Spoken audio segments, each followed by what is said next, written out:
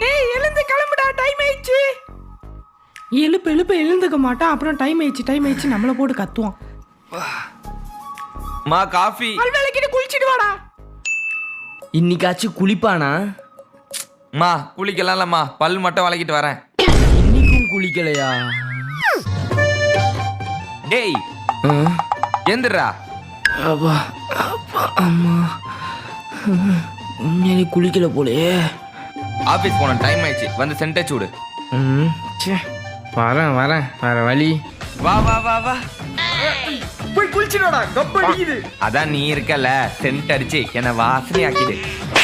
என் நேரம்.